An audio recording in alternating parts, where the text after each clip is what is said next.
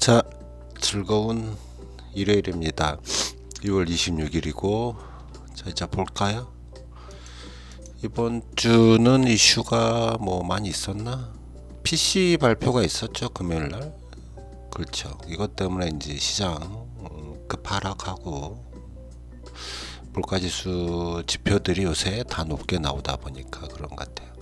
엔비디아 이슈가 좀 있었습니다. 그래서 뭐 챗 GPT 때문에 AI 업체들이 엔비디아에 줄을 선다 뭐 이러한 발표 시우의 이러한 이야기 때문에 급상승했던 14%인가 상승했었죠. 그리고 지금은 철강화학이 중국의 어떤 호재로 인해서 좀 좋아질 거다라고 하죠.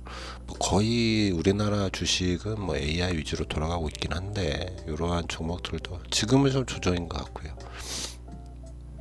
미국 지수를 조금 보면 BAA 같은 경우에 모멘텀 스코어가 다 마이너스로 바뀌었습니다. 그래서 거의 현금성 자산 위주로 들고 있는 게 좋다. 몇 주 전부터 이야기를 했던 거고요. 아직 뭐 퍼포먼스 자체가 많이 나오고 있지는 않고 있다. 국내는 지금 코스닥이 구글 파이낸스에서 지수가 안 잡혀요. 그래서 지금 신호등을 켜드릴 수가 없는데 뭐 상승률 이런 정도만 잠깐 보면 그래도 1년 동안 1월 1일부터 어떤 상승률을 보면 코스닥이 가장 좋은 형태인 것 같기는 합니다. 그래서 스파이 QQQ까지 합쳐서 이렇게 4개의 평균을 보면 9.07 정도. 뭐 저번 주부터 설명을 드리긴 했겠죠. 아무래도 현금 확보를 좀 하고 있기 때문에 종목을 좀 매도를 하고 있어서 그래서 개인적인 상승률은 좀 좋아졌다.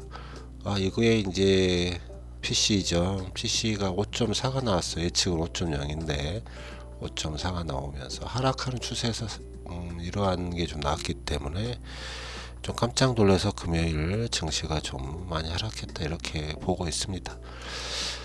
자, 환율이요. 환율이 4주 연속 굉장히 상승을 합니다. 스탑이 걸리지 않고 이러한 속도라면 뭐 쭉쭉 1350선까지도 충분히 가겠다 이렇게 보여지죠. 번개를 치며 떨어졌는데 아직 쭉쭉 올라가는 형태. 달러 인덱스 역시 105를 뚫었어요. 또 뭐 달러 인덱스는 이 즈음에 좀 저항에 걸려나 싶긴 한데 모르죠. 지금 올라가는 형태가 조금 더 갈 수 있는 형태로 보이시죠? 그래서 당분간 증시는 좀 좋지 않겠다. 한 1, 2주 길면 한 3주 정도는 또 힘든 어지러운 장세가 있겠다 이렇게 보입니다. WTI는 뭐 안정화되고 있다. 뭐 이렇게 보죠. 횡보 옆으로 횡보하는 수준. 이렇게 계속 횡보하다가 어느 순간에 힘이 좀 생겨버리면 상승할 수도 있긴 한데 횡보하고 있다 이렇게 보입니다.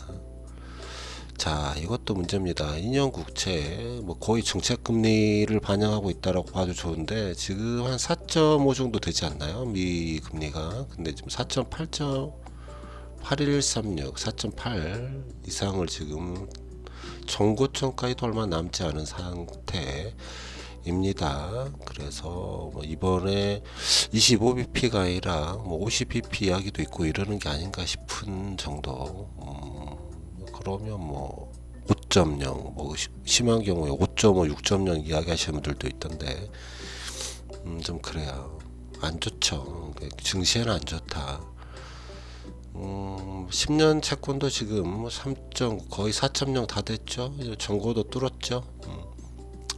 시장에 좋지 않은 신호이기 때문에 이게 이제 단기 제가 쳐다보는 건 앞에 제목에도 적어놨겠지만 이러다가 어느 순간에 다시 하락하는 순간이 떨어질 텐데 잘 보고 있어야겠다 이런 얘기입니다.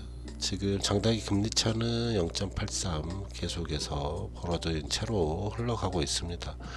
정말 이렇게 오랜 시간 장단기 금리차가 역전이 돼도 경기 침체, 지금이 경기 침체라고 리세션 기간이라고 하시는 분들도 있고요. 어찌 됐든 간에 뭐 상황이 좋지는 않을 것 같다. 그래서 저는 골드에 대한 입장은 똑같다 이렇게 설명을 드리죠. 자, CPI 보겠습니다. CPI는 뭐 4월 1일 날 나올 거고요. 뭐 저번에도 좀 높게 나왔고, 이게 이제 3월 14일 때 나오는 숫자가 굉장히 중요하지 않겠나. 역시 이제 하락하거나 이러한 양태를 좀 보여주면 다시 증시가 바닥을 찍고 다시 움직이려고 하겠지만, CPI가 예상보다 더 잘 나온다면 이거는 뭐 1, 2주 잠깐 조정받는 정도가 아닐 수도 있겠다라는 생각을 하게 됩니다. PMI 역시 똑같겠죠. 3월 2일 날 여기는 뭐 50 이하로 더 나오겠고, 경기 뭐 어떤 제가 써놨긴 했지만 50 이하로 떨어지면 어차피 금리를 좀 인하해야 되지 않냐 이런 압박이 있겠지만, 그건 좀 더 보겠습니다. 고용이 너무 잘 나와서 문제라는 이야기죠.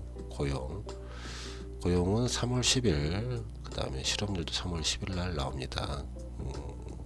그때를 또 봐야겠죠. 자, 금에 대한 생각은 비슷해요. 뭐 반대로 움직이니까 지금 달러가 강세니까 금이 좀 4주 연속 빠지고 있습니다.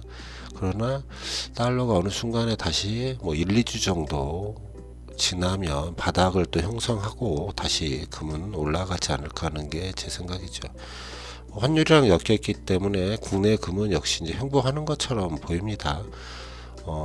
떨어지지만 또 환율이 올라가고 있어서. 그렇지만 우리의 기조는 늘 그렇듯이 74,500원 이런 정도 보고 있겠습니다.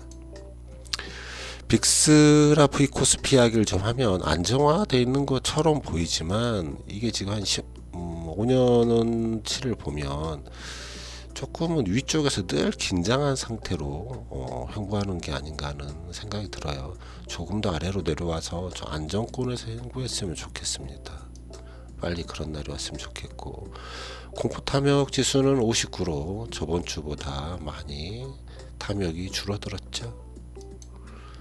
자, 금요일장, 저번 주 금요일장 다우 1% 하락, 나스닥 1.69 하락, S&P 1.0 하락, 많이 하락했죠.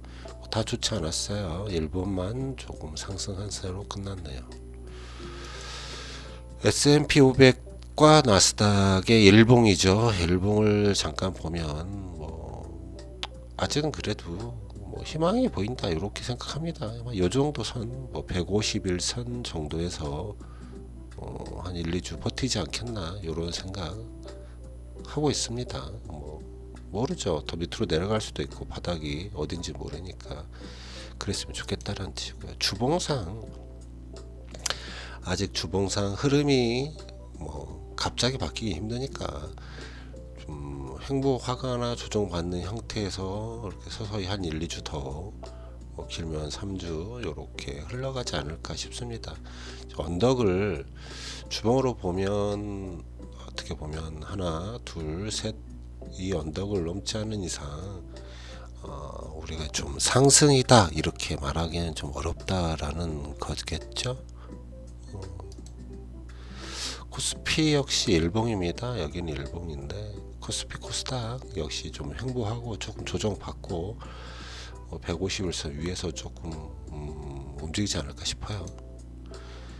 자, 코스피 주봉이나 코스닥 주봉 역시 이제 의미 있는 언덕을 좀 넘어가자. 그렇게 하기에는 2, 3주 정도 뭐 조정을 받고 다시 움직일 때까지 좀 기다려 보고, 우리는 그때가 저점이라고 생각을 하고요. 앞으로 뭐 2주 정도, 뭐 빠르면 1주겠지만 제가 볼 때 2주, 3주 정도, 3월 중순까지는 바닥을 향해 가지 않을까 싶습니다. 그걸 이용을 해서 저점 매수를 해볼 수 있도록 하죠. 자, 여기까지 합시다.